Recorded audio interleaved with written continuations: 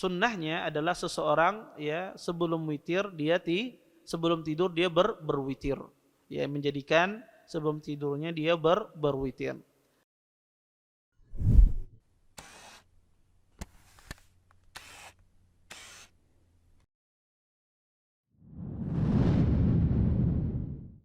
Assalamualaikum warahmatullahi wabarakatuh. Innal hamdalillah nahmaduhu wa nasta'inuhu wa nastaghfiruh wa na'udzu billahi min shururi anfusina wa min sayyiati a'malina. May yahdihillahu fala mudilla lahu wa may yudlil fala hadiya lahu. Asyhadu an la ilaha illallah wahdahu la syarika lahu wa asyhadu anna Muhammadan abduhu wa rasuluh. Fa inna asdaqal hadits kitabullah wa khairul hadi Muhammadin sallallahu alaihi wasallam wa syarrul umuri muhdatsatuha wa kullu muhdatsatin fid din bid'ah wa kullu bid'atin dhalalah wa kullu dhalalatin finnar. Amma ba'd. Bapak-bapak, ibu-ibu, ikhwan dan akhwat yang senantiasa dimuliakan oleh Allah Subhanahu wa taala. Alhamdulillah, segala puji bagi Allah Subhanahu wa taala dengan limpahan nikmat yang begitu besar, di antaranya nikmat iman, nikmat Islam, nikmat kesehatan, sehingga kita semua diberikan kemudahan oleh Allah Subhanahu wa taala untuk bisa berhadir di majelis ilmu. Mudah-mudahan apa yang kita pelajari, apa yang kita tuntut pada malam hari ini mendatangkan keberkahan dari Allah Subhanahu wa taala dan kita bisa mengambil manfaat dari apa yang akan disampaikan nantinya. Bapak, Ibu, ikhwan dan akhwat yang dimuliakan oleh Allah Subhanahu wa taala, kita lanjutkan kajian kita tentang syarah kitab Al-Muwatta Imam Malik an Sa'id ibn Abi Sa'id Al-Maqburi an Abi Salamah ibn Abdurrahman annahu akhbarahu annahu sa'ala Aisyah radhiyallahu ta'ala anha kaifa kanat salatu Rasulillah sallallahu alaihi wasallam fi Ramadan faqalat ma kana Rasulullah sallallahu alaihi wasallam yazidu fi Ramadan wala fi ghairihi ala 11 rak'ah يصلي أربعا فلا تسأل عن حسنهن وطولهن ثم يصلي أربعا فلا تسأل عن حسنهن وطولهن ثم يصلي ثلاثا. فقالت عائشة رضي الله تعالى عنها فقلت يا رسول الله أتنام قبل أن توتر؟ فقال يا عائشة إن عيني تنامان ولا ينام قلبي. Dari Sa'id ibn Abi Sa'id Al-Maqburi, dari Abi Salamah ibn Abdurrahman, sesungguhnya beliau memberitakan, sesungguhnya Aisyah radhiyallahu taala anha ya pernah ditanya oleh Abi Salamah ibn Abdurrahman tentang bagaimana salatnya Rasulullah sallallahu alaihi wasallam di bulan Ramadan. Maka Aisyah mengatakan, sesungguhnya Rasulullah tidak pernah menambah di bulan Ramadan dan di luar bulan Ramadan lebih dari 11 rakaat. Beliau salat 4, jangan engkau tanya tentang bagusnya dan panjangnya. Kemudian beliau salat 4 rakaat dan jangan engkau tanya bagusnya dan panjangnya. Kemudian Nabi salat 3 rakaat. Kemudian faqalat Aisyah, maka Aisyah berkata, faqultu ya Rasulullah, wahai Rasulullah, kata Aisyah, apakah engkau tidur sebelum berwitir? Kemudian Nabi mengatakan, wahai Aisyah, sesungguhnya dua mataku ini tidur tetapi hatiku tidak tidur. Hadis ini adalah hadis yang sahih. Bapak, Ibu, ikhwan dan akhwat yang dimuliakan oleh Allah Subhanahu wa taala, hadis ini menjelaskan tentang bagaimana tata cara sifat salat Nabi sallallahu alaihi wasallam ketika beliau qiyamul lail, salat malam. Di dalam hadis ini dijelaskan bahwasanya Nabi salat malam, kata Aisyah, baik di Ramadan ataupun di luar Ramadan itu tidak pernah lebih dari 11 rakaat. Padahal di dalam sebagian riwayat Nabi SAW pernah sholat itu 13 rakaat. Di dalam sebagian riwayat setelah ini menjelaskan Nabi pernah sholat 13 rakaat. Terus apa yang dimaksudkan oleh Aisyah? Nabi tidak pernah sholat di Ramadan dan di luar Ramadan lebih dari 11 rakaat. Tidak pernah. Tetapi perbuatan Nabi pernah beliau sholat 13 rakaat. Maka para ulama menafsirkan hadis ini dengan banyak penafsiran. Pertama, kata para ulama, hadis yang mengatakan Nabi SAW sholat 13 rakaat itu maksudnya adalah dihitung dengan sholat ba'diyah setelah Isya. Sholat ba'diyah setelah Isya itu dua rakaat. Maka kata ya nanti di riwayat Aisyah yang lain, Nabi SAW itu pernah sholat malam itu 13 rakaat sehingga tidak bertentangan dengan hadis Aisyah ini. Sedang hadis Aisyah ini kata mereka berbicara bahwasanya Nabi SAW sholat tahajud atau sholat tarawih qiyamul lail. Penafsiran yang kedua adalah para ulama menafsirkan yang dimaksudkan kata Aisyah ya tidak lebih dari 11 rakaat, bahwasanya itu tidak bersama dengan 2 rakaat yang ringan. Karena Nabi SAW di dalam sebagian riwayat biasanya beliau memulai sholat malam itu dengan 2 rakaat yang ringan. Sholat malam Nabi itu panjang.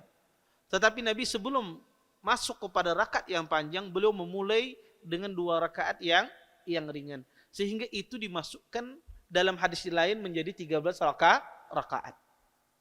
Ini pendapat yang kedua, penafsiran hadis ini.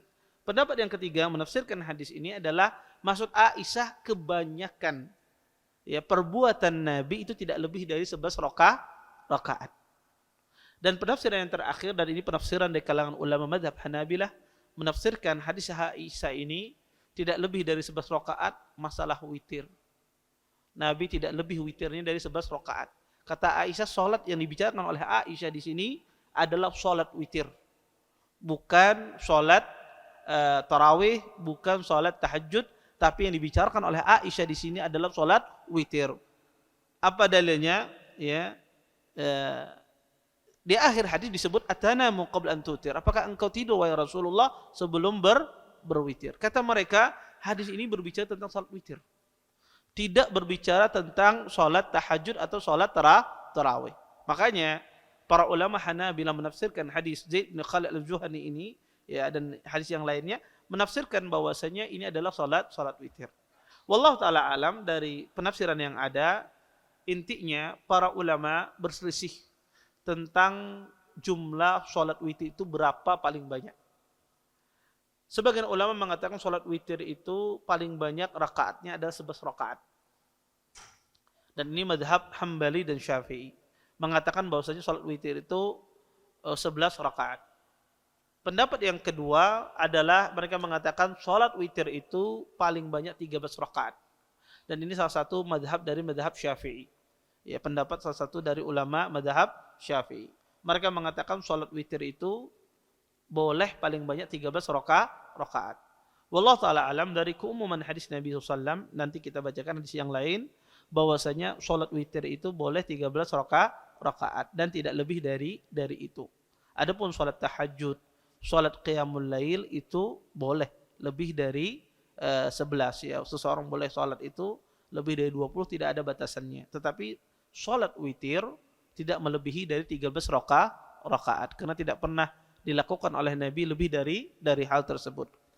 Kemudian di dalam hadis ini juga dijelaskan, kata Nabi, ya kata Aisyah, wahai Rasulullah, apakah engkau tidur sebelum berwitir?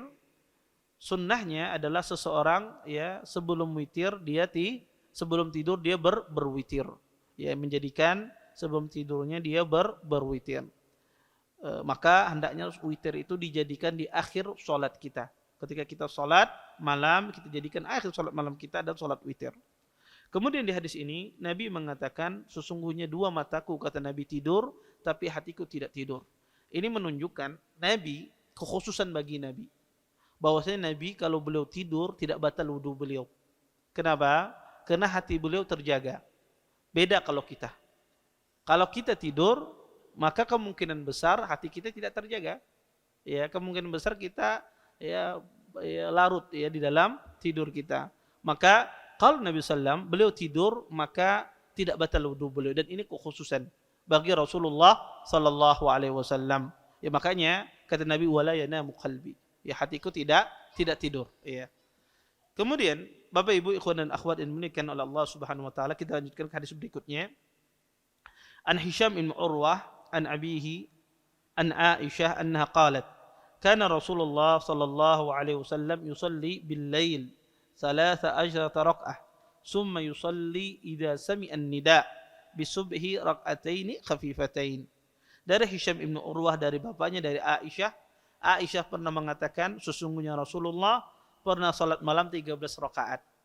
Kemudian beliau salat idza sami'an nida, jika mendengar azan di waktu subuh, rakaataini khafifatain, beliau salat 2 rakaat yang ringan.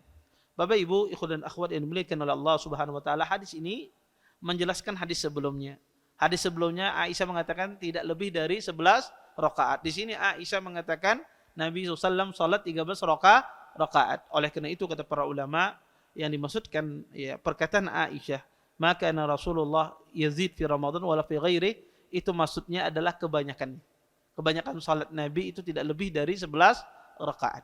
Buktinya Nabi pernah salat 13 rakaat dan Aisyah sendiri yang meriwayatkan hadis ini. Oleh karenanya kata para ulama, ya salat malam itu pada hakikatnya tidak ada batasannya. Berbeda dengan salat witir. Maka salat witir itu ya paling banyak adalah 13 rakaat. Kemudian kita ambil hadis berikutnya. An-Nafi' anna Abdullah bin Umar kana idza wajada al-imam qad shalla ba'da as-salah shalla ma'ahu ma adraka min as-salah in kana qa'iman qama wa in kana qa'idan qa'ada hatta yaqdiya salatahu wa la yukhalifuhu fi syai'in minha. Dari Nafi', sesungguhnya Abdullah bin Umar jika beliau mendapati imam sedang salat ya atau setelah salat sebahagian salat, maka beliau salat bersamanya apa yang beliau dapati salat bersama imam. Jika imam itu berdiri, beliau berdiri. Jika imam itu duduk, maka beliau duduk sampai selesai salatnya. Dan Abdullah bin Umar tidak pernah menyelisih sedikit pun dari salatnya imam. Bapak Ibu, ikhwan dan akhwat yang dimuliakan oleh Allah Subhanahu wa taala, hadis ini menjelaskan kepada kita bahwasanya seorang makmum itu harus ya mengikuti imam ya di dalam perbuatannya. Maka seorang makmum itu harus mengikuti seorang imam di dalam perbuatannya. Maka para ulama mengatakan ada 4 keadaan makmum bersama imam. Pertama, ada makmum itu hobinya mendahului imam. Ya, ada makmum hobinya mendahului imam. Imam belum rukuknya rukuk berdahulu. Ya. Ada imam belum i'tidal, dia i'tidal dahulu. Maka siapa saja yang mendahului imam, ya, pertama itu dosa besar. Bahkan diancam oleh Nabi kepalanya diubah menjadi kepala keledai. Yang kedua, orang yang mendahului imam dengan sengaja maka batal salat. Maka batal salatnya. Kalau tidak sengaja gimana? Contoh misalnya seseorang tidak sengaja mendahului imam. Imamnya belum rukuk. Ya, ketika membaca akhir ayat, bunyi ringtone kawan bunyi Allahu Akbar, langsung dia rukuk. Dia tidak sengaja, dia kira bahwa imamnya rukuk. Akhirnya dia ikut rukuk. Padahal ringtone kawan berbunyi. Taib. Kalau sudah rukuk, apa? Apa imamnya masih berdiri? Apa yang harus dilakukan? Maka kembali. Ya, jangan bertahan di rukuk kada. Tetapi kita kembali. Itu kalau tidak sengaja. Tapi kalau dilakukan dengan sengaja mendahului imam, ya, maka kata para ulama, ya, sebagian ulama mengatakan kalau dalam banyak rukun mendahului imam itu batal. Kalau hanya kalau sedikit saja jaraknya, sebagian ahli ulama mengatakan itu makruh. Tetapi intinya itu tidak boleh, haram hukumnya. Yang kedua, keadaan makmum ini bersama imam. Kadang makmum ini, ya, kalau sholat bersama imam, dia sholatnya suka melambat-lambatkan. Ini ada juga fenomena seorang makmum itu kalau dia sholat bersama imam melambat-lambatkan. Imamnya i'tidal pas sujud hanya bangkit dari rukuknya, ya, imamnya sudah mau sujud, ya. Maka ada makmum demikian, ini juga tidak boleh. Seseorang melambat-lambatkan, ya, bahkan ketinggalan dari satu rukun, ya. Dan seorang makmum itu tidak boleh dia melambat-lambatkan bahkan ketinggalan satu rukun bersama imam. Kalau tidak sengaja gimana? Ya, bisa jadi orang itu sholat di sini di Masjid Al-Faruq, sholat Isya, kemudian mati lampu. Ibu-ibu di belakang kadang mendengar, ya, apa yang dibaca oleh imam. Mungkin di sini orang bisa lihat, ya. Tetapi yang di belakang ibu-ibu tidak tahu apa yang dibaca oleh imam. Taib. Kalau mati lampu, imamnya rukuk di belakang kada tahu, ya. Imamnya i'tidal di belakang kada tahu, ya. Kemudian imamnya sujud, di belakang tidak tahu. Pas, ya, pas bunyi sujud, nyala lampunya. Taib, apa yang harus dilakukan yang di belakang sana, yang masih berdiri? Maka cepat-cepat dia kejar imamnya. Dia ruku, iktidal, langsung sujud. Dia cepat kejar imamnya dan dia dapat 1 rakaat. Dia dapat 1 rakaat bersama imam. Dan selama imam itu tidak kembali kepada posisi kita, kita dapat 1 rakaat, boleh mengejar. Tapi kalau seandainya imam itu sudah kembali ke posisi kita, maka kita kehilangan 1 rakaat. Tadi kita berdiri, imamnya ruku, iktidal, sujud, duduk dan dua sujud, kemudian berdiri lagi. Nah, imam di sini mendapati posisi kita dan sedangkan kita tidak tahu. Di sini sudah kita kehilangan 1 rakaat. Kita kehilangan 1 rakaat, tidak bisa mengejar imam. Tapi kalau imamnya masih sujud, ya misalnya masih belum berdiri, maka kejar imam tersebut. Ya kejar dan kita dapat 1 rakaat. Ini kalau tidak sengaja ada udzur syar'i seperti mati lampu dan semisalnya. Ini keadaan yang kedua, keadaan seorang kadang menyelisih imam. Keadaan yang ketiga, keadaan makmum itu ketika sholat bersama imam, itu ada makmum itu kalau sholat dia bersama imam, sukanya berbarengan dengan imam, pas-pasan terus. Ya, ada makmum gitu, imam Allahu Akbar, pas dia. Pokoknya tidak terlambat, pas berbarengan dengan imam. Ini ada juga makmum demikian. Ini juga tidak boleh dan ini juga makruh hukumnya. Ya, ini hukumnya makruh. Kemudian yang keempat, yang terakhir keadaan makmum itu adalah iktimam. Ini yang sunnah. Seseorang melakukan perbuatan setelah imam selesai melakukan perbuatan. Ini yang sunnah. Makanya Nabi mengatakan, innama ju'ilal imamu liyu'tamma bihi. Sesungguhnya imam itu dijadikan untuk diikuti. Maka ketika imam bertakbir Allahu Akbar, baru kita bertakbir setelahnya.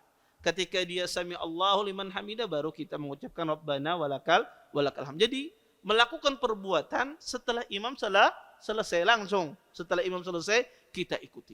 Ya. Kemudian, Bapak Ibu ikhwan dan akhwat yang dimuliakan oleh Allah Subhanahu wa taala, di hadis ini juga menjelaskan bahwasanya jika seseorang itu mendapati imam sedang salat berdiri, maka kita salat berdiri. Juga kalau kita mendapati imam sedang salat duduk, maka kita juga salat duduk. Para ulama mengatakan, ya, bagaimana kalau seandainya seorang imam itu ketika dia salat dari awal dia salatnya duduk. Contoh misalnya, ya di masjid disuruh orang imam.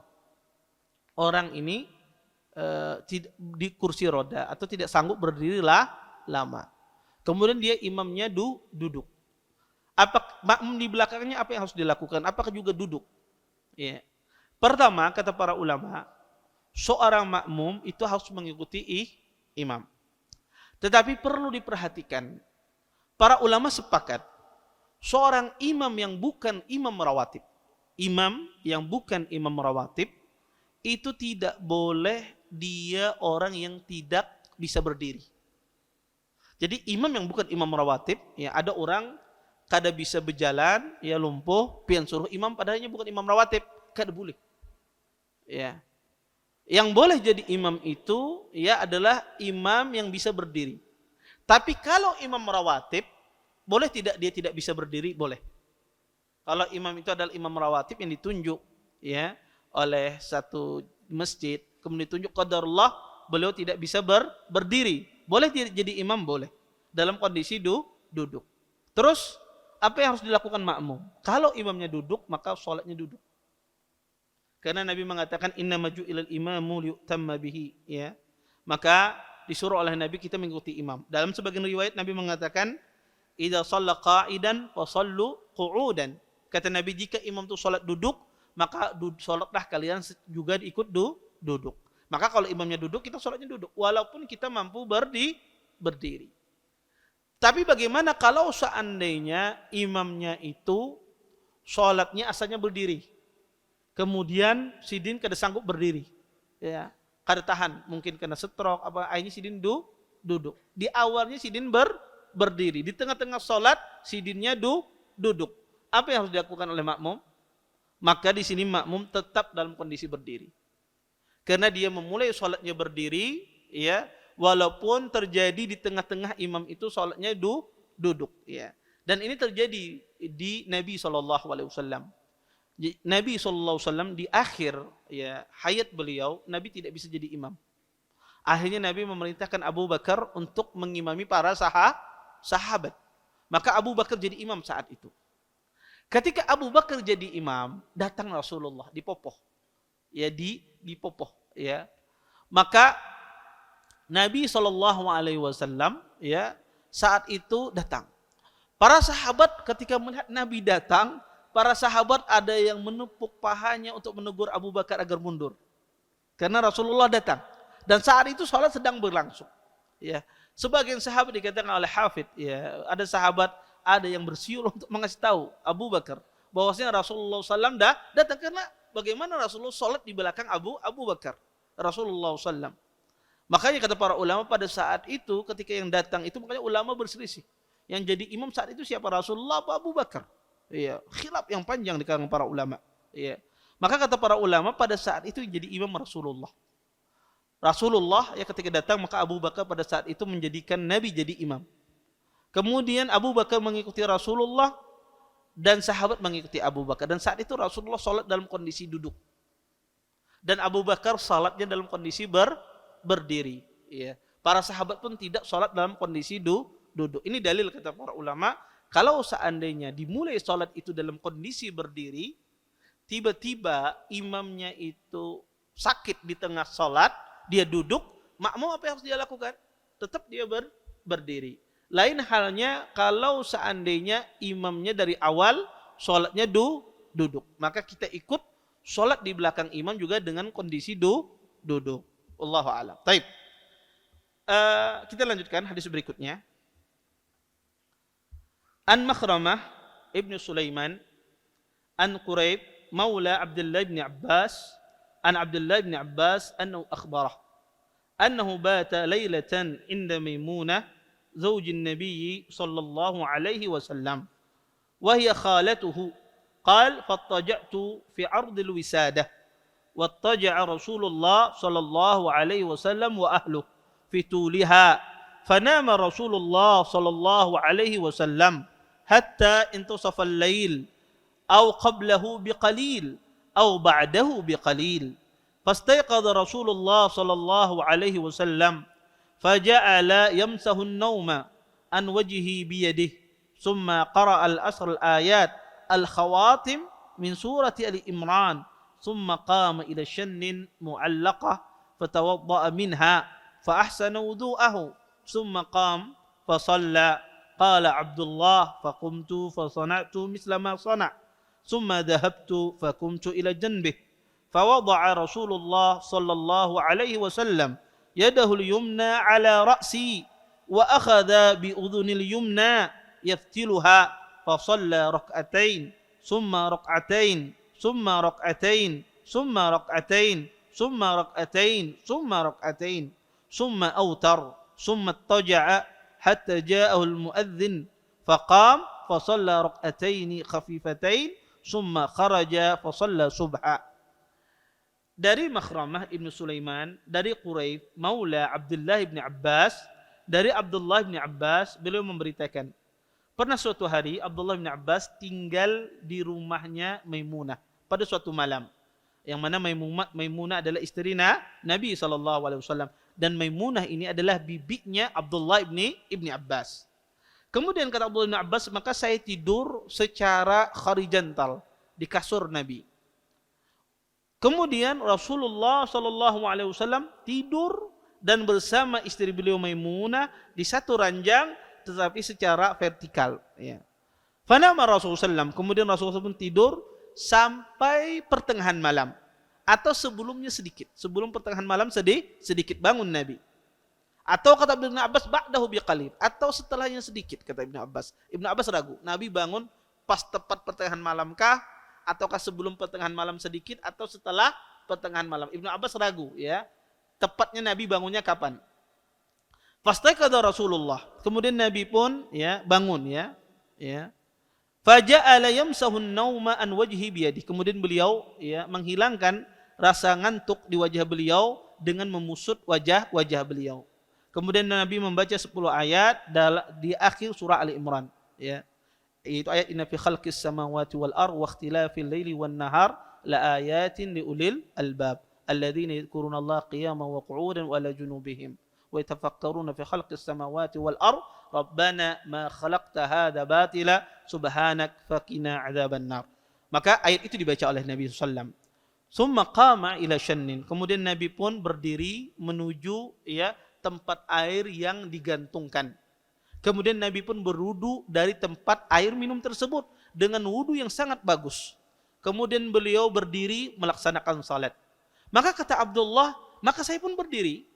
Maka saya pun melakukan seperti apa yang dilakukan oleh Nabi. Kemudian saya pergi berdiri di samping Nabi. Kemudian Nabi SAW meletakkan tangan kanan beliau ke kepalaku, kata Ibnu Abbas. Dipegang kepalaku oleh Nabi. Wa akhadha bi udhunil yumna. Kemudian Nabi SAW menarik ya telingaku yang kanan, ditarik oleh Nabi SAW. Yaftiluha, Nabi putar ya agar berdiri ya di samping kanannya Rasulullah SAW. Kemudian Nabi kata Ibnu Abbas salat 2 rakaat, kemudian salat 2 rakaat, kemudian salat 2 rakaat, kemudian salat 2 rakaat, kemudian salat 2 rakaat, kemudian salat 2 rakaat, kemudian berwitir.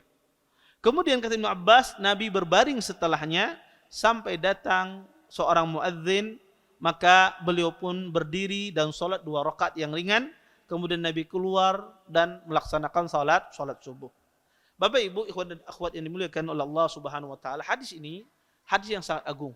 Ya, hadis yang luar biasa.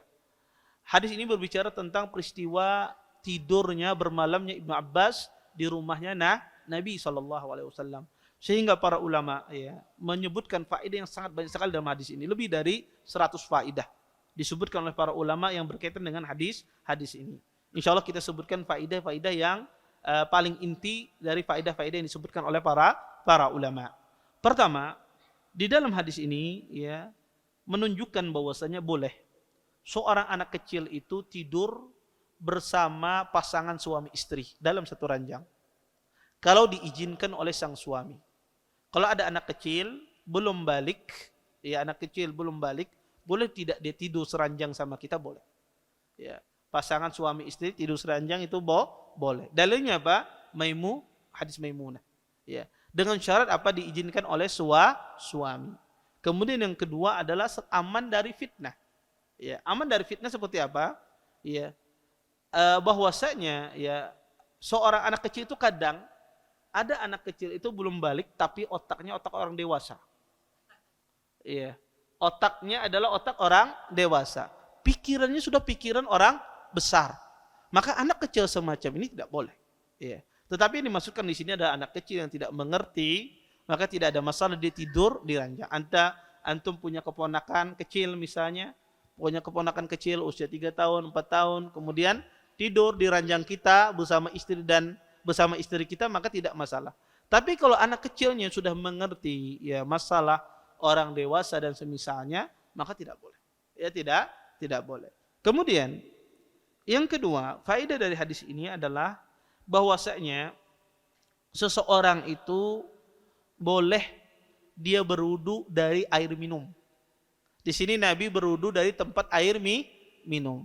Jadi kalau pian bisi baskom, ya bisi wadah untuk minum ya, atau termos misalnya biasa digunakan untuk minum, pen menggunakan air wudu di sana, boleh apa tidak? Boleh. Berarti Ustaz berwudu dari dispenser boleh? Boleh.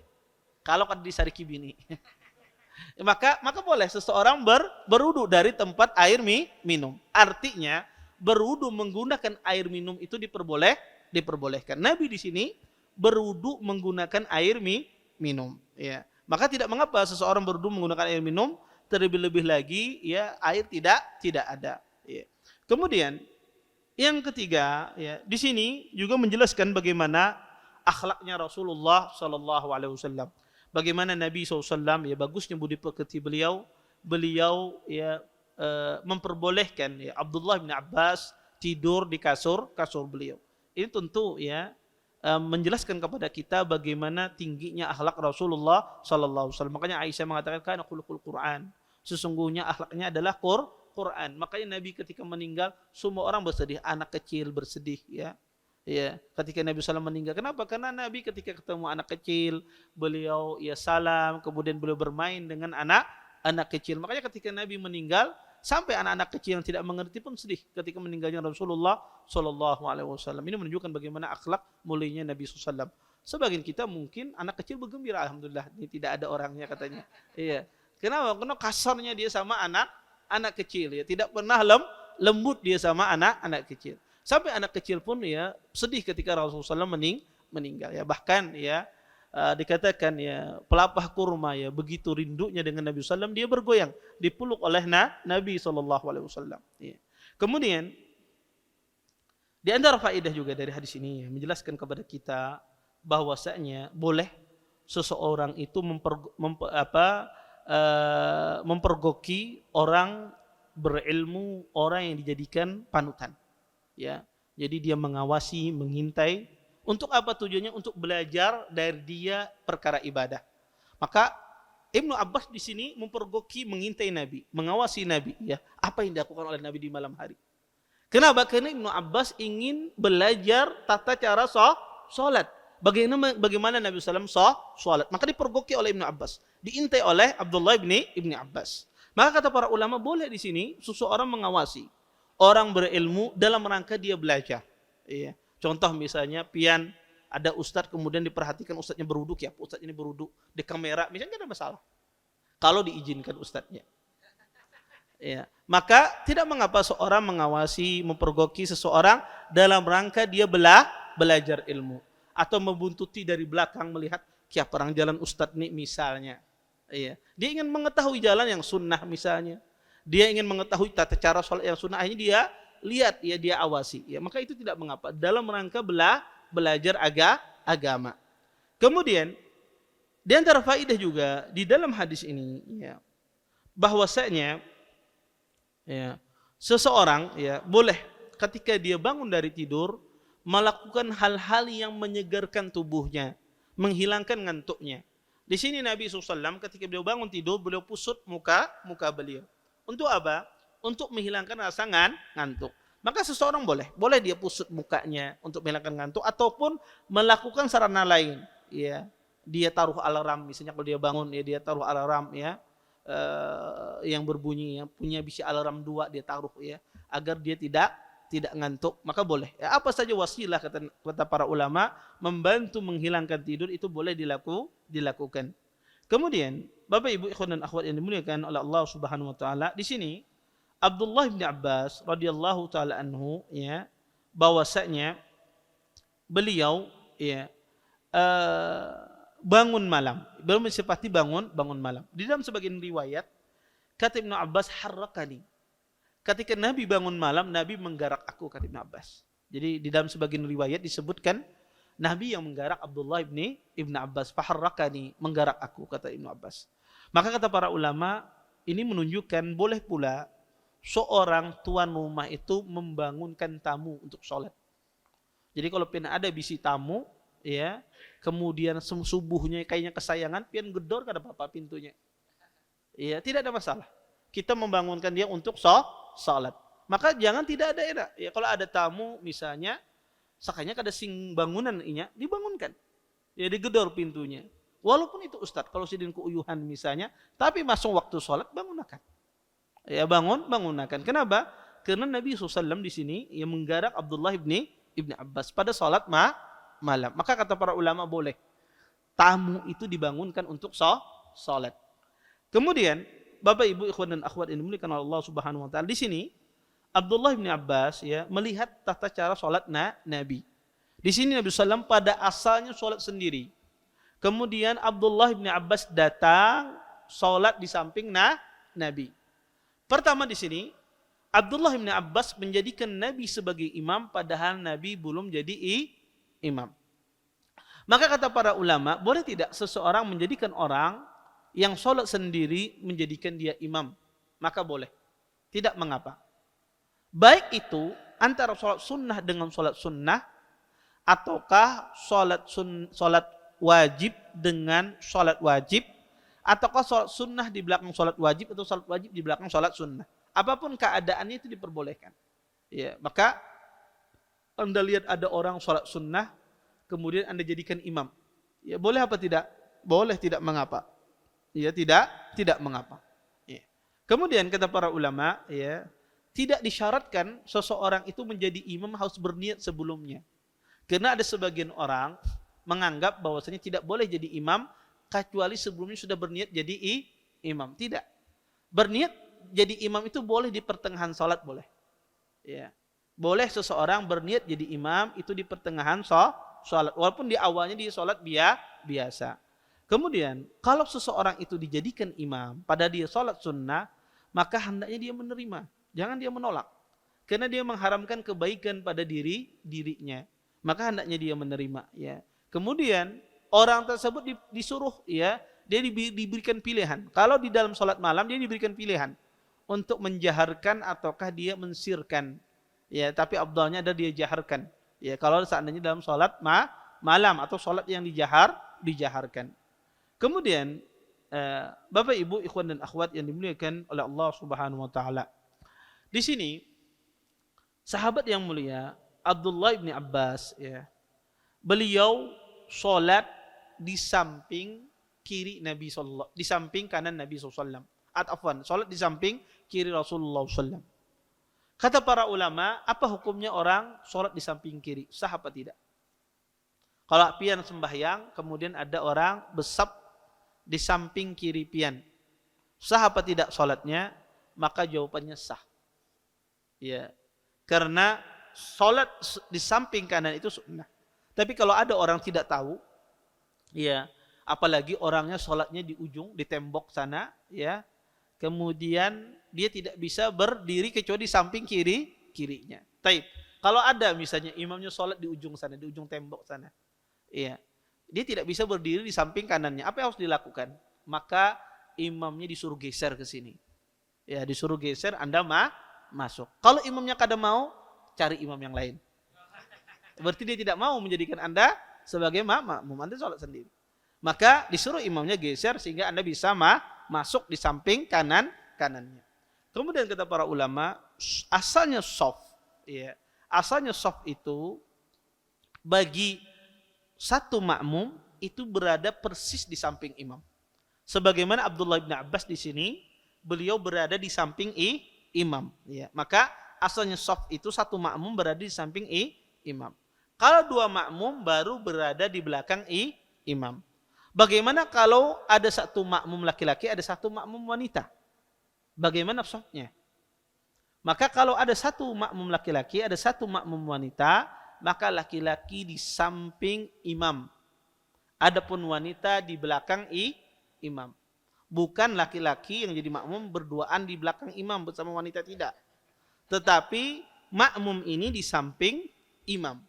Sedangkan yang wanita di belakang imam, ya. Maka kalau seandainya datang lagi satu orang, maka, ya, dua orang laki-laki ini belakang imam dan wanita ini di belakang makmum laki-laki. Baik. Kemudian Bapak Ibu, ikhwan dan akhwat yang dimuliakan Allah Subhanahu wa taala. Kalau seandainya ada orang sholat salah seperti Ibnu Abbas ini, kebetulan kita jadi imam, apakah kita putar orang tersebut? Iya, putar orang tersebut. Tentu diputar dengan lembut, bukan dijewer, ya. Tapi diputar dengan lembut, ya. Seseorang itu diarahkan dia menjadi di sebelah kanan dia, ya. Maka diputar.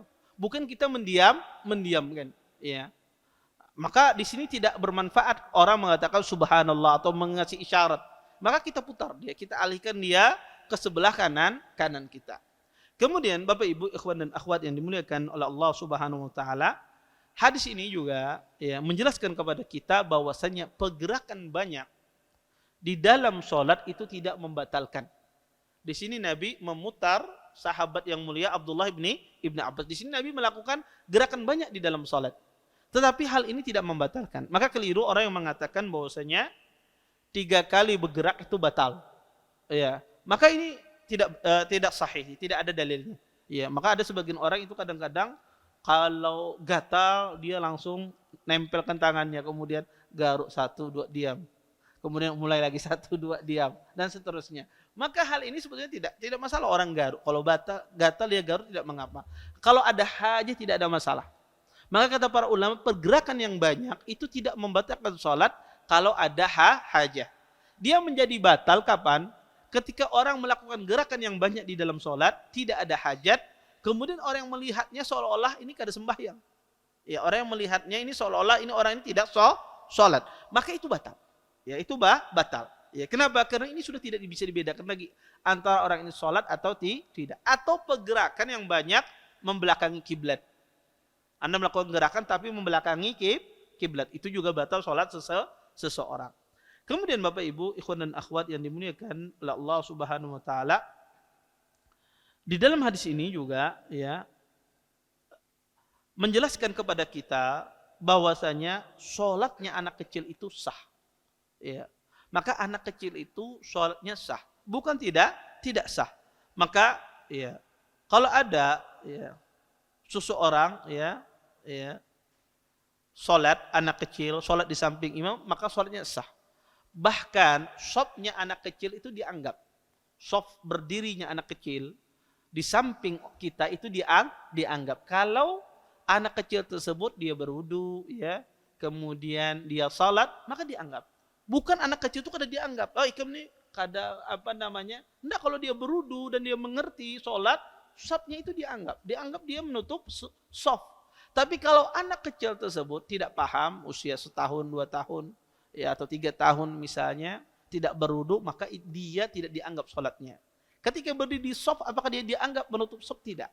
Maka anak yang usia 3 tahun, 4 tahun, kalau orang tua membawa, maka hendaknya ditaruh paling pojok misalnya, atau ditaruh di depan ayahnya, sehingga tidak memutus shaf. Tapi kalau anak kecilnya paham sholat, mengerti dia sholat, maka dianggap sholatnya dia tersebut, shafnya itu dianggap.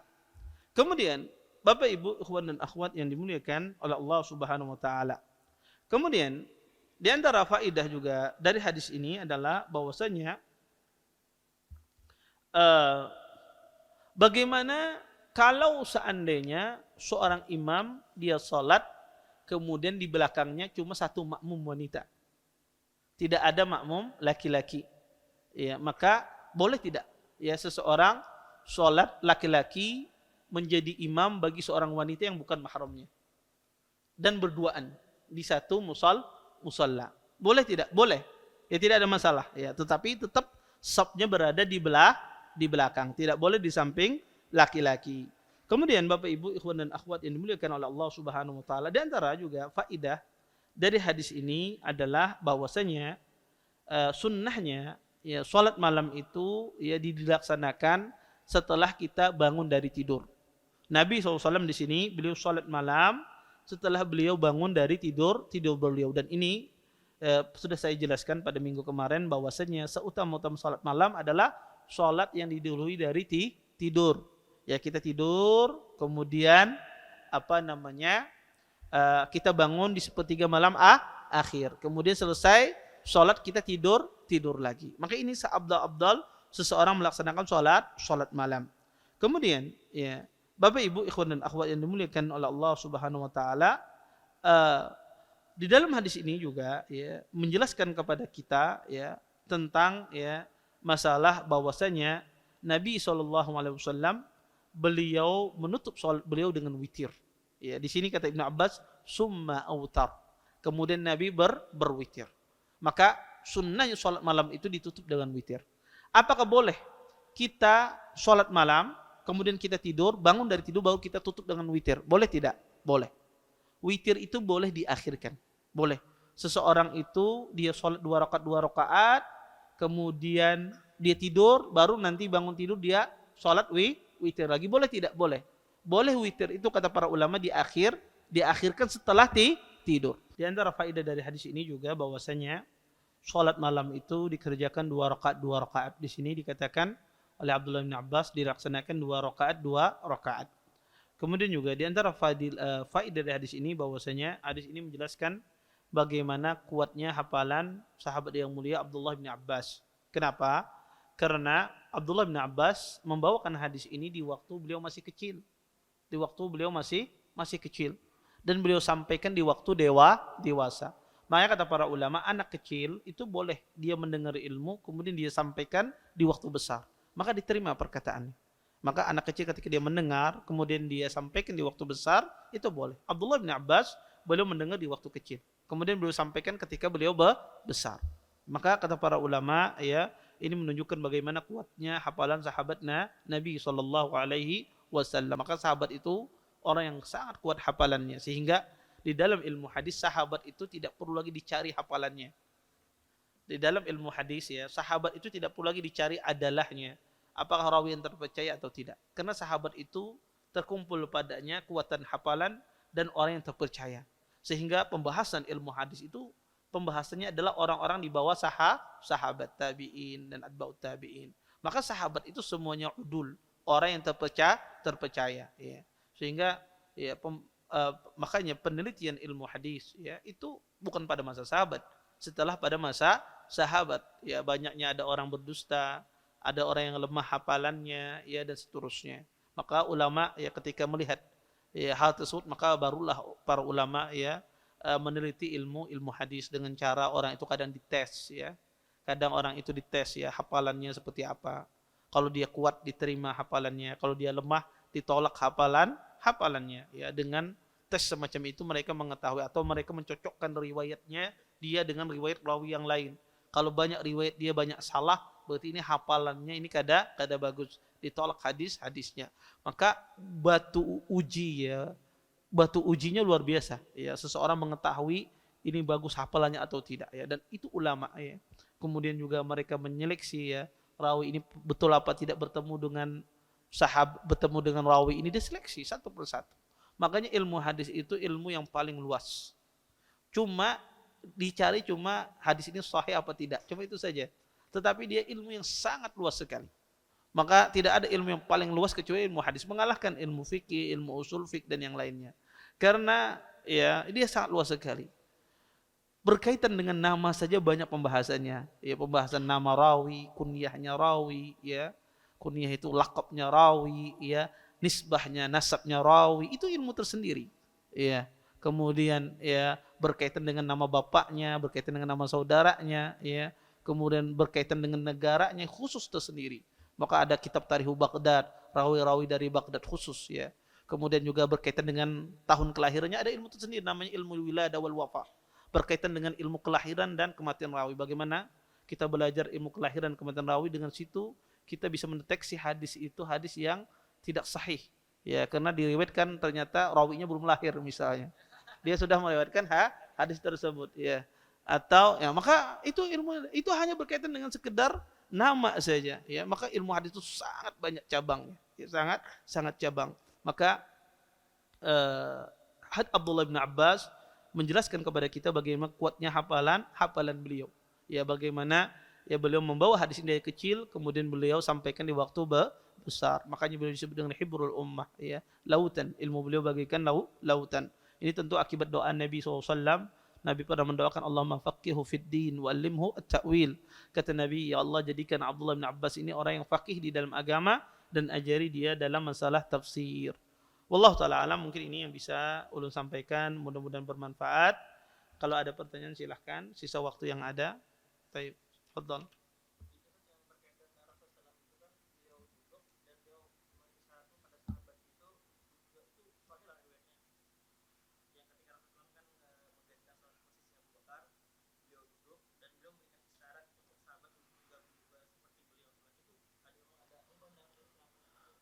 Uh, Wallahu alam ya, saya lupa ya riwayat tersebut. Ya intinya pada saat itu sahabat mereka sholat mengikuti sholatnya Abu Bakar mengikuti sholatnya Nabi SAW. Ya, karena pada saat itu yang jadi imam adalah adalah Nabi SAW.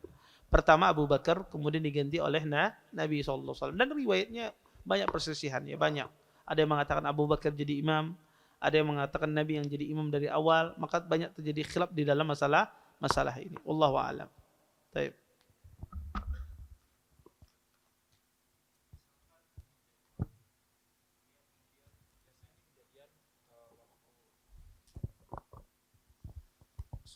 Barakallahu Ustaz.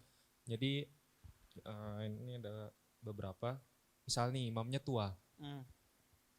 Dia mau ke sujud, Allahu Akbar duluan, tapi gerakannya lambat. Kita yang misalnya kita di ujung sana, nggak kelihatan gitu. Tapi dia sudah Allahu Akbar. Kebetulan kita Allahu Akbar langsung, apakah itu dihitung tidak sengaja? Karena dia gerakannya lambat. Waktu imam Dia bilang Allahu Akbar tapi belum ruku aja lagi. Iya, tapi kita kan karena nggak ngelihat Iya. imamnya. Terus yang kedua,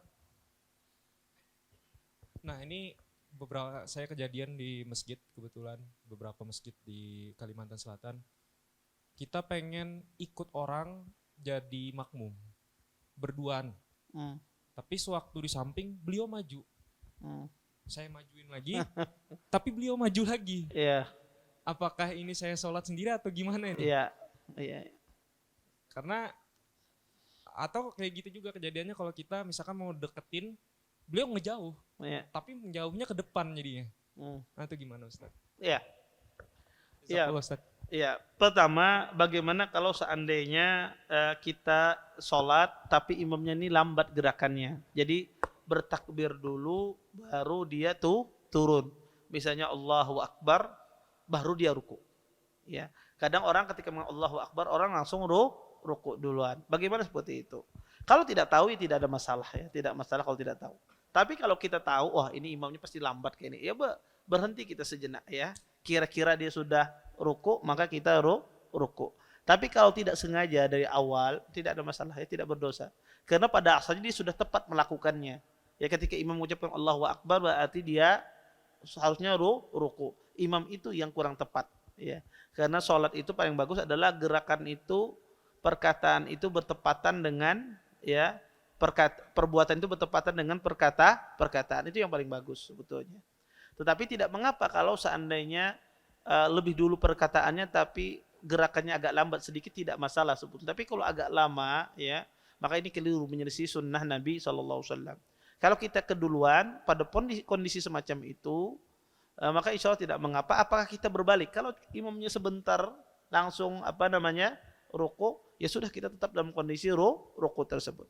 Tapi kalau kita sudah tahu dari awal imam ini pasti lambat, kita agak lambatkan agar kita tidak mendului dia. Kemudian yang kedua adalah kalau seandainya orang tidak mau dijadikan imam, ya.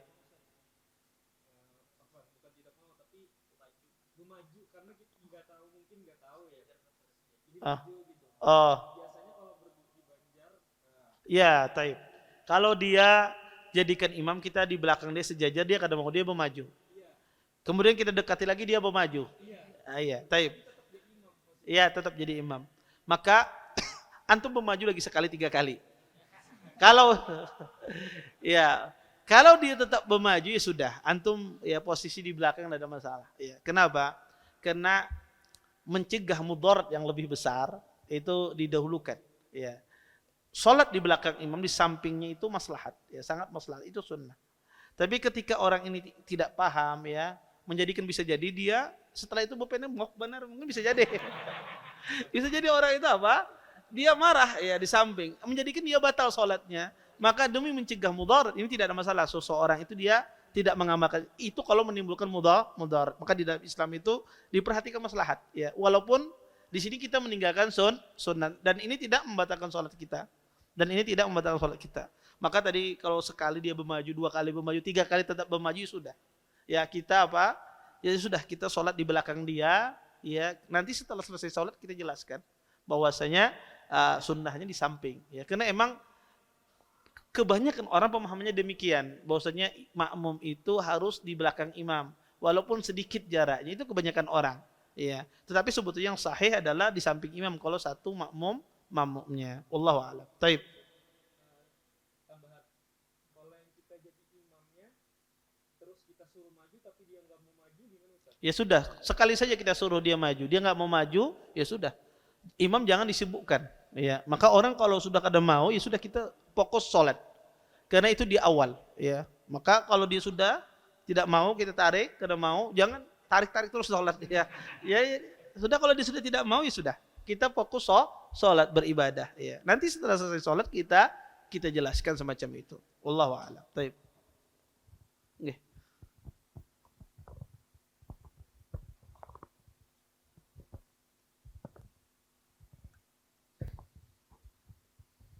Ustaz, dekat rumah kami itu ada masjid, tapi masjidnya itu kadang-kadang tergantung imamnya.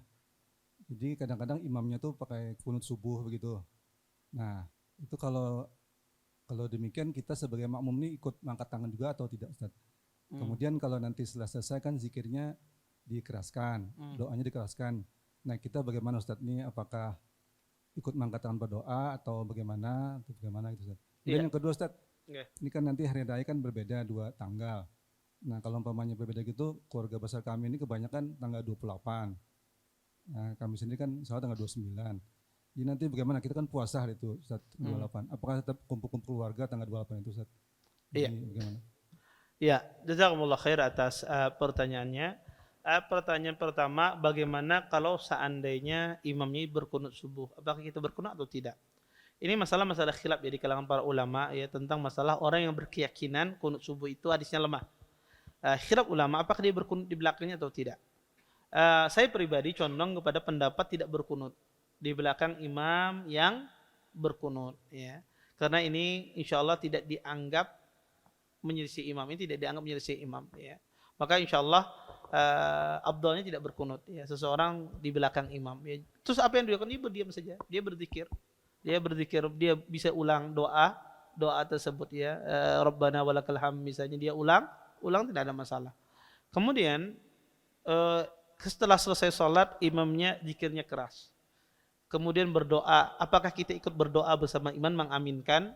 Maka jawabannya tidak ya. Kita berzikir, sunnahnya zikir memang dikeraskan jahar, tapi tidak jama'i, tidak bersama-sama, tapi masing-masing.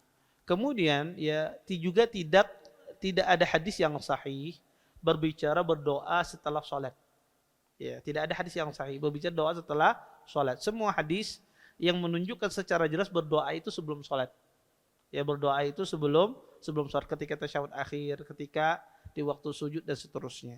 Maka sikap kita apa? Apakah kita langsung keluar dari masjid atau berdiam di masjid? Tidak ada masalah, kita berdiam di sana, berzikir, selesai berzikir kita keluar ya.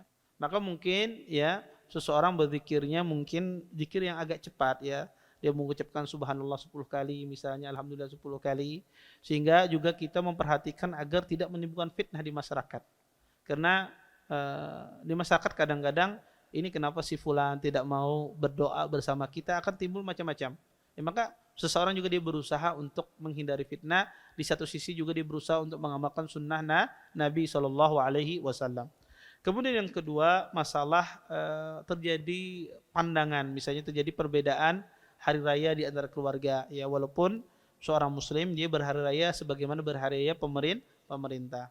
Maka bagaimana kita mensikapinya? Apakah boleh di tanggal 28 itu berkunjung atau kada karena tanggal 29 saja? Berkunjung itu tidak ada masalah ya. Baik itu berhari raya, di waktu hari rayanya atau sebelum hari raya. Karena silaturahim itu tidak ada kaitannya dengan tanggal. Maka kita bersilaturahim dengan dia, kita misalnya mengunjungi rumah dia, dan ada masalah kita dalam rangka silaturahim.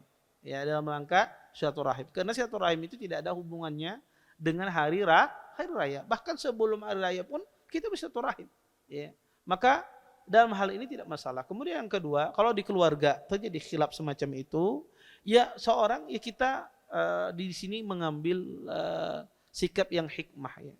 Karena kadang-kadang ada sebagian orang itu ketujuh memancing-mancing. Ya, mancing-mancing, akhirnya debat kusir, yang adanya nanti kada betaguran, ya, bermusuhan sana kemari. Maka seseorang juga ketika dia ingin mendakwahi keluarganya melihat sekarang ini maslahat tidak didakwahi. Karena biasanya di hari H itu dimaslahi biasanya bertumburan. Tetapi kalau di waktu sudah damai ya, di waktu ini hendak minjam duit, nah itu kenapa malam? Ya. Nah itu di waktu-waktu kayak gitu ya, di waktu dia itu bisa masuk dakwah itu ya, seseorang mendakwahi. Tapi di waktu-waktu yang hari H itu tidak pas seseorang berbicara ya, tapi dia bicara yang lain ya, masalah yang lain ya. Betul balighani walau ayat sampai ke situ ayat, tapi kita melihat maslahat ya di depan kita. Maka seorang juga memperhatikan ya keadaan keluarganya. Kalau saya ungkit ini nanti jadi ribut, ya sudah tidak perlu nanti. Setelah waktunya agak lewat, baru kalau kita ingin bahas ya bahas di sana. Maka kalau bersilaturahim silakan silaturahim, tidak ada masalah. Karena tidak ada kaitannya dengan masalah hari raya. Wallahu a'lam. Baik. Assalamualaikum Ustaz. Ya, Di mana orangnya? Assalamualaikum Ustaz. Waalaikumsalam. Taib. Khutbah itu kan bagian dari sholat Jumat Ustaz. Apakah boleh kita minum pada saat khutbah? Apakah tidak membatalkan sholat Ustaz? Ya. Yang kedua Ustaz, ya perbedaan mungkin kita perbedaannya sama Saudi kan perbedaan mungkin hari raya ini. Kalau hari raya 1 Syawal mungkin perbedaannya dimaklumi Ustaz. Soalnya hilalnya belum kelihatan. Tapi sekarang Ustaz, sekarang kita keluar keluar masjid ini kita melihat bulan itu sudah kelihatan umur bulan. Umur bulan kan sekarang umurnya 4 hari Ustaz. Kalau pemerintah hitungannya 3 hari. Jadi kan kita tuh patokannya sama bulan, bukan patokan hilal pertamanya Ustaz. Jadi jelas-jelas sudah kita, kalau kita melihat umur bulan, sekarang bentuk bulan dan posisi bulan sekarang di mana, itu sudah kelihatan umurnya. Jadi rasanya mustahil kita mengikuti pemerintah dengan jelas-jelas kesalahannya meski itu Ustaz. Ya, Assalamualaikum warahmatullahi wabarakatuh. Iya. Jazakumullah khair atas pertanyaannya.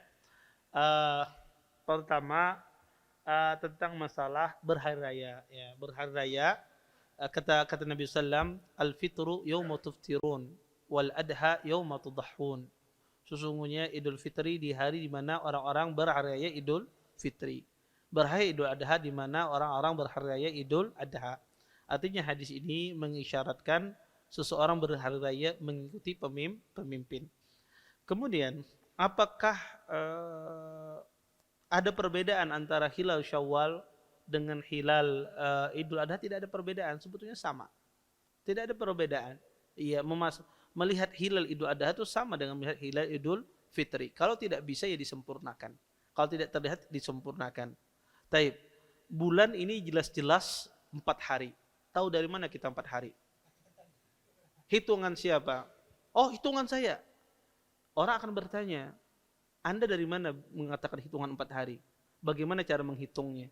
Maka tidak ada satupun yang bisa menghitung bahwasanya itu hitungan, tapi itu sekedar perkiraan. Namanya perkiraan itu bisa salah. Maka orang bisa berkira-kira, ini 3 hari, yang ini berkira 4 hari. Mana perkiraan yang betul? Ya, mungkin secara di atas kertas bisa jadi 4 hari yang betul Ustaz. Bisa jadi. Tetapi inilah namanya ijtihad. Namanya ijtihad itu kalau salah dia dapat 1, kalau benar dia dapat 2.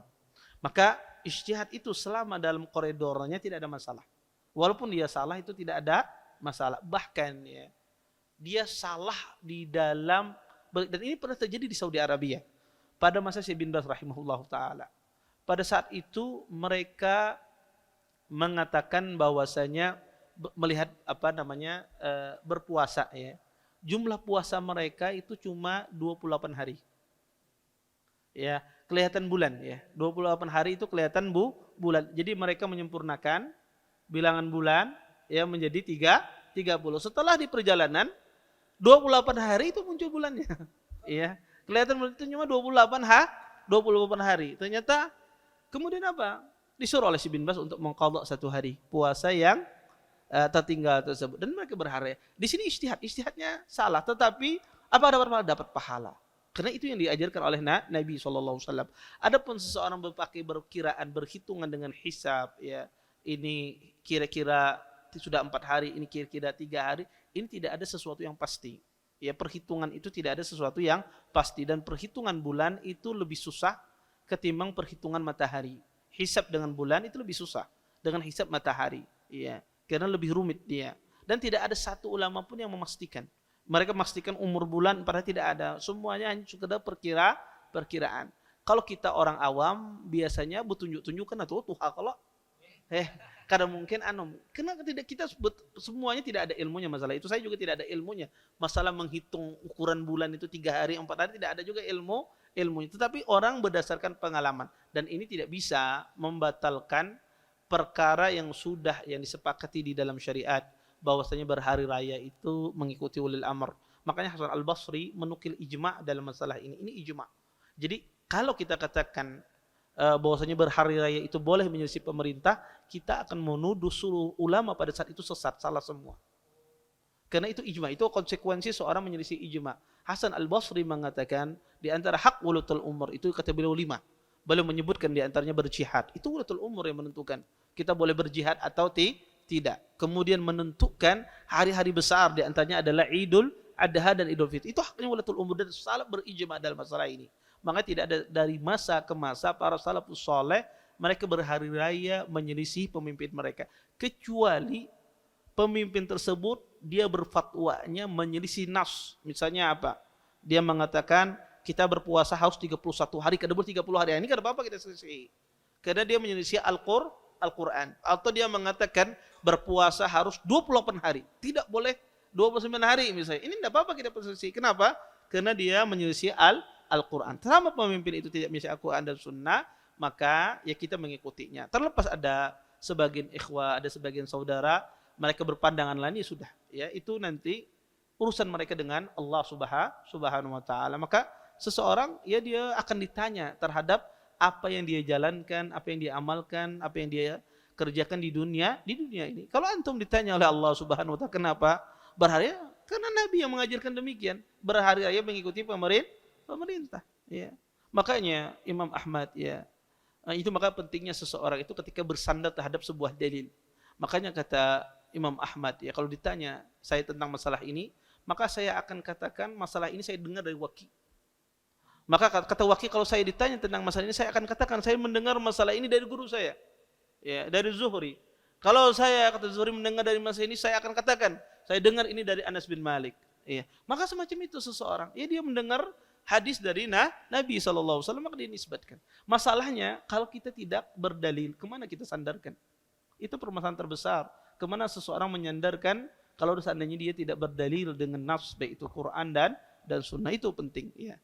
Taib. Kedua, Ustaz, yang kedua. Taib. Apakah boleh minum ketika khutbah Jumat? Pertama, khutbah Jumat itu bukan bagian dari sholat. Khutbah Jumat bukan bagian dari sholat. Tetapi apakah boleh seorang makmum atau seorang yang pendengar khutbah minum? Tidak boleh. Karena Nabi mengatakan man massal hasa faqad lagha. Orang yang menyentuh batu, main kerikil atau menyisir batu di waktu sembahyang itu telah sia-sia. Maka termasuk dalam hal ini minum. Tetapi apakah batal? Jumatnya tidak batal. Tetapi dia telah berbuat sia-sia. Sholatnya batal, Ustaz, tidak batal. Kalau khatib pang yang minum bolehlah, Ustaz. Misalnya khatibnya kehausan, mungkin minum di saat khutbah Jumat. Maka khatib tidak ada masalah. Ya, khatib tidak mengapa, ya. Maka tetapi kalau yang melakukan itu yang tidak boleh pendengar. Tetapi Jumatnya tidak batal. Jumatnya tidak batal. Wallahu a'lam. Taib. Imam rawatib yang tidak bisa berdiri, kalau di masa lalu kan yang jadi imam itu kan pemimpin. Seperti Khalifah, Rasulullah terus ke bawah. Apa tidak sebaiknya kalau misalnya dia tidak bisa berdiri, dia serahkan kepada yang lain, asistennya yang bisa? Itu yang pertama. Yang kedua, ketika Abdullah ibnu Abbas berdiri di sebelah kiri, kan Rasulullah memegang telinganya dipindahkan di sebelah kanan. Karena sebelum saya belajar sini, kami pernah melihat juga Ustadz di luar sana mencontohkan jamaahnya dia pegang telinganya pindah. Ini apa? Kenapa jamaahnya? Dia contohkan jamaahnya sebelah kiri, dia pegang telinganya, dia pindahkan di sebelah kanan. Ini saya pikir-pikir bisa kacau kalau ini bisa tersinggung orang kita pindahkan. Apa mungkin bisa tangannya kah yang dipegang Ustadz, bagaimana kita pindahkan di sebelah kanan? Terus yang ketiga, batasan tadi Abdullah ibnu Abbas kan masih mumayyiz Ustadz, belum balik. Itu batasan tidur, anak tidur sama orang tuanya itu umur berapa? Karena ini umur setahun, saya lihat sendiri tetangga umur setahun, memang dia tidak mengerti apa-apa. Tapi dia tirukan gerakannya, dia cerita ketika orang tuanya berhubungan. Jadi barangkali apa setahun itu sudah tidak boleh tidur sama orang tuanya, Ustaz? Ya. Pertama, tentang masalah imam rawatib kalau seandainya dia tidak bisa berdiri, apakah ianya dikasihkan kepada yang lain? Maka itu kembali kepada panitia masjid, kepada yang punya masjid yang orang kampung yang menunjuk. Kalau seandainya imam rawatibnya nggak bisa, dicari imam rawatib yang lain. Maka itu kembali kepada pihak orang-orang di sana. Ya, bisa jadi di tempat itu tidak ada yang bisa jadi imam. Ya, semuanya baca Al-Fatihahnya gagal misalnya. Ya, tidak ada yang lolos misalnya. Maka imam ini saja yang bisa. Ya, maka ya harus dia yang jadi imam. Tapi kalau ada yang lain, ya, dan yang lebih bagus tentu yang bisa berdiri itu tentu yang lebih baik. Kemudian yang kedua adalah bagaimana cara memindahkan makmum yang tidak paham. Bagaimana caranya? Tentu ini tidak harus ya dengan cara apapun, tetapi kita melihat cara yang terbaik. Cara yang termudah, kemudian tidak melakukan banyak gerakan. Bisa kita ambil, kita jujut tangannya, kemudian kita tarik. Bisa kita gawil, mungkin dia sudah paham misalnya.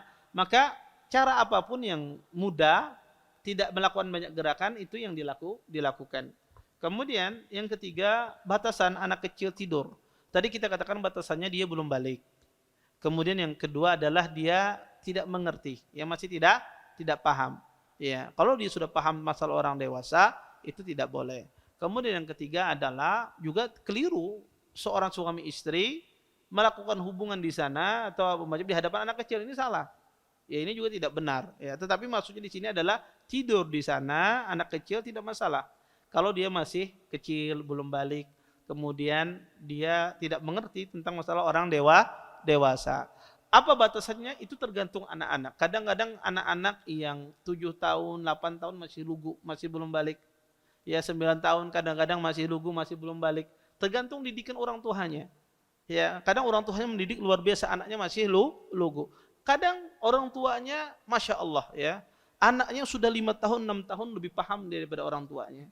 Bisa jadi demikian. Maka dilihat kondisi anak tersebut ya, dan tidak ada batasan umur sebetulnya. Ya, makanya dilihat kondisi semacam ini, kondisi anak itu sudah balik apa belum. Ya, itu mungkin. Taib yang. Assalamualaikum Ustaz. Tadi berkenaan dengan hadisnya Ibnu Abbas tadi Ustaz. Di sini Rasulullah SAW duduk dulu dan mengusap mukanya. Nah, yang ulun tanyakan tuh di sini dengan dalil ini boleh kita langsung mengusap muka tanpa membasuhnya? Soalnya pada pertemuan yang bab wudu kemarin itu Pian menjelaskan wajib membasuh tangan sebelum menyentuh muka. Iya. Pertama wajib menyentuh, ya wajib kita membasuh tangan sebelum memasukkan ke dalam bejana. Masukkan dalam bejana bukan menyentuh muka. Ya, tapi masukkan di dalam bejana, wajib seseorang membasuh tangannya. Ini pertama. Kemudian yang kedua ya itu adalah dalam masa ketika bangun tidur, ya bukan dan Nabi setelah itu membasuh, beliau berwudu. Ya, beliau setelah itu berwudu. Adapun pembahasan kita tentang masalah menyentuh tangan itu tidak boleh dimasukkan kecuali sebelum dicuci, ini tidak bertentangan dengan hadis tersebut. Karena yang Nabi sentuh adalah muka beliau, bukan beliau menyentuh air dalam bejana langsung, tapi yang beliau sentuh adalah muka beliau. Sebenarnya tidak bertentangan. Wallahu a'lam. Taib. Ini ada pertanyaan yang banyak, saya baca di sini ya. Saya jawab secara singkat saja. Bismillah, izin bertanya, apakah boleh sholat sunnah ba'da maghrib berniat juga sholat sunnah wudu? Sholat sunnah wudu itu langsung ya, sebetulnya sholat sunnah wudu itu sholat sunnah apa saja dikerjakan setelah wudu itu masuk. Termasuk di dalam sini adalah sholat sunnah maghrib, masuk di dalamnya. Izin bertanya, Afwan, mungkin tadi Anda terlewat penjelasan Ustaz bagaimana posisi imam, makmum satu laki, satu perempuan, suami istri. Kalau satu laki, satu perempuan, yang satu laki itu di samping imam, yang wanita itu di belakang imam. Ya, jadi dia posisi di belakang, yang makmum lakinya di samping imam. Assalamualaikum Ustaz, ketika kita mendengar adzan tapi dilantunkan di acara yang tidak dicontohkan Nabi, seperti adzan di kuburan dan adzan saat orang berangkat haji, apakah kita tetap menjawab adzan atau diam saja? Diam saja, tidak menjawab. Assalamualaikum warahmatullahi wabarakatuh. Ustaz, jika imam sholat subuh pada rakaat terakhir duduknya tawarruk dan kita mengikuti pendapat duduk 2 rakaat iftiras, bolehkah kita menyaksikan imam? Boleh. Karena yang dimaksudkan mengikuti imam di sini adalah dijelaskan di dalam hadis tersebut. Innama ju'ilal imamu liyutamma bihi fa idza kabbara fakabbiru wa idza raka'a farka'u. Kata Nabi, sesungguhnya imam itu dijadikan untuk diikuti. Jika dia bertakbir maka bertakbirlah. Jika dia ruku maka rukulah. Itu yang disuruh oleh Nabi mengikuti. Adapun ya tata cara sholat imamnya duduk iftirash atau imam duduk tawarruk, tidak wajib seseorang mengikutinya. Ya, sehingga tidak wajib. Nanti akan kerepotan kalau demikian. Imamnya pakai baju jubah, antum harus pakai baju jubah. Ya, imamnya, maka kerepotan seseorang. Tetapi Nabi sudah menjelaskan apa yang diikuti dari imam tersebut. Kemudian, afwan Ustaz, lebih abdal mana sholat witir setelah ba'da isya atau pas mau tidur di kamar? Semakin diakhirkan tentu semakin abdal witir tersebut. Ustaz, apa hukum orang yang sholat di sebelah kiri imam ketika dia tidak mendapatkan shaf ketika sholat berjamaah? Maka tidak mengapa. Tapi apa nih? Tidak mendapatkan shaf ketika sholat berjamaah. Enggak, penuh dia kemudian sholat di samping kiri imam, maka tidak ada masalah. Ya tidak mengapa. Seharusnya imamnya digeser, dia samping kanan. Ya, imamnya bergeser ke sebelah kiri. Taib, Ustaz izin bertanya, mohon maaf di luar tema. Kapan boleh potong kuku, rambut dan lain-lain bagi yang berkorban? Apakah di hari 10 Zulhijjah atau setelah hewan kurbannya disembelih? Setelah hewan kurbannya disembelih. Maka kalau kurbannya disembelih tanggal 11, ya tanggal 11 nanti dia potong. Taib.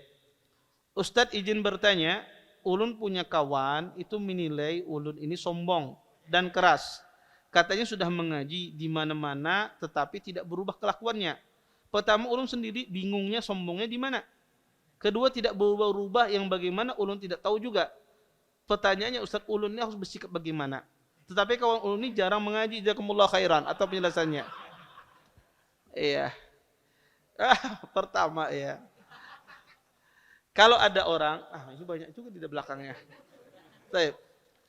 Pertama, kalau ada orang menuduh kita sombong dan semisalnya, dan itu tidak terbukti, sudah, itu jadi ladang pahala bagi kita. Jadi ladang pahala bagi kita. Maka kalau memikirkan ya, perkataan manusia ini kasih tuntungan ya. Ya, ada orang itu suka, ada orang itu benci sama kita. Maka kalau menuntungkan hati, Bapak Ibu ya, tidak akan pernah selesai hidup ini. Yang ada adalah menjadikan hati kita itu tambah sakit ya. Maka kita itu punya prinsip, dalam hidup itu kita beribadah hanya untuk Allah. Ya, terlepas orang memuji ana, mau mencela ana, silahkan. Ya, itu urusan dia. Yang penting selama yang kita kerjakan itu benar, terlepas penilaian orang. Maka kata para ulama, orang itu kalau berbuat untuk Allah, dia mencari hidupnya ini karena Allah Subhanahu wa taala, Allah akan jadikan manusia itu cinta sama dia. Maka bisa jadi orang semacam ini, bisa jadi dia hasad sama kita. Dia bilang kita sombong ya, semacam ini ya. Maka kalau perbuatan kita benar, ya sudah, jangan pedulikan omongan orang. Ya. Makanya kata para ulama, tidak ada yang selamat dari celaan manusia. Ya, pian berbuat baik seapapun pasti ada orang yang mencela kita. Maka yang jadi patokan itu adalah perbuatan itu benar apa tidak secara syariat. Kalau benar ya sudah, lakukan terus. Jangan pedulikan omongan orang. Karena omongan-omongan semacam ini kadang-kadang itu menghambat kita beribadah. Yang menghambat kita beribadah kepada Allah Subhanahu wa taala, sehingga kepikiran kadang kawaguring di rumah ya, kepikiran omongan orang tersebut. Kadang menjadikan kita akhirnya malas ya. Iya. Kadang orang sudah nyaman ngaji ya, sudah rajin mengaji, kadang-kadang didonkan mentalnya, buat apa mengaji kada berakhlak kayak itu. Akhirnya kadang menjadi dia mengaji. Iya, apa macam. Kenapa? Karena itu tujuan orang kadang-kadang memalingkan kita dari menuntut ilmu ya. Maka seseorang, apa saja omongan orang tidak baik, jangan masuk telinga kanan keluar telinga kiri. Jangan masuk masuk telinga kanan, antum tutup telinga kirinya, tetap masuk dalam hati, tidak. Masuk tangan kanan, dengarkan. Aku hendak memadahi ikamlah. Ya. Saya juga pernah ya. Kita ini dulu belajar ya. Saya juga pernah itu ya. Di Masjid Nabawi. Ya. Ini lagi belajar bersama-sama teman, nyetor hadis ya. Karena besok ada hafalan nyetor, 200 hadis disetorkan. Besok. Jadi akhirnya ketika menyetor hadis itu agak dikeraskan suara ya, biar didengar sama teman namanya menyetor. Kadang mungkin berdiam-diaman. Iya.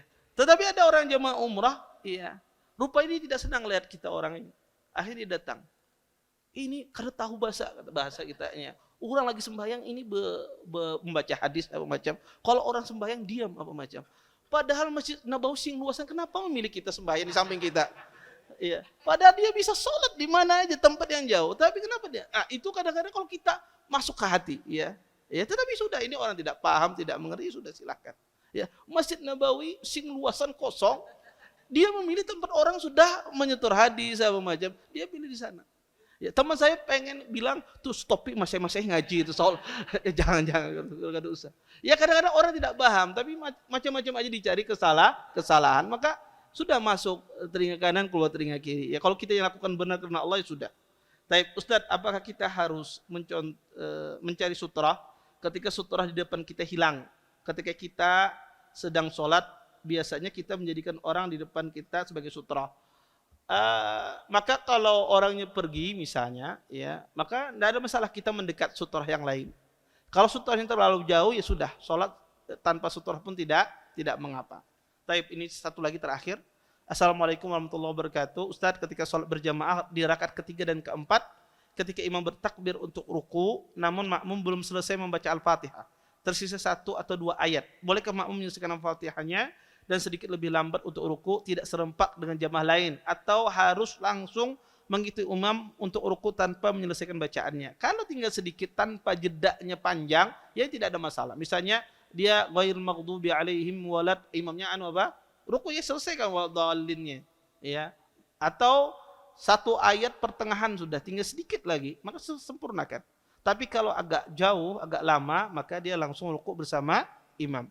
Pertanyaan kedua Ustadz, apakah batal puasa sunnah seorang istri akibat bercumbu dengan suaminya hingga si istri maaf basah? Bagaimana hukumnya jika suami istri membatalkan puasa sunnah Dzulhijjah karena syahwat mereka naik kemudian menunaikan hajat suami istri? Syukran. Ya batal puasanya berdasarkan pendapat yang rajih, ya itu batal, ya. Karena kata Allah Subhanahu wa taala, dia meninggalkan syahwatnya min ajli. Ya, dia meninggalkan makanan, minum dan syahwatnya karena aku, kata Allah. Berdasarkan ini sebagian ulama batal kalau seandainya keluar air mani atau keluar madi akibat syahwat, ya seseorang cumbu rayu. Taib. Apakah seorang istri harus menunaikan hajat suaminya di dalam puasa sunnah? Kalau suaminya meminta, iya. Karena puasa sunnah itu haknya suami. Kalau suaminya kadang mengizinkan, ya kebetulan mungkin suaminya berhari raya hari Rabu misalnya, kemudian sang istri hari Kamis, kata suami harus batal ikut hari Rabu misalnya, ya boleh tidak? Harus sang istri membatalkan, karena itu haknya suami di dalam masalah puasa sunnah. Karena seorang istri harus izin terhadap suami ketika dia berpuasa sunnah. Wallahu taala alam. Mungkin ini yang bisa saya sampaikan. Kita tutup dan doakan penutup majelis. Subhanakallahumma bihamdika asyhadu an la ilaha illa anta astaghfiruka wa atubu ilaik. Assalamualaikum warahmatullahi wabarakatuh. Terima kasih. Jazakumullah khairan wa barakallahu fikum. Video ini dibuat atas partisipasi dari donasi Anda. Semoga menjadi amal jariah bagi Anda semuanya.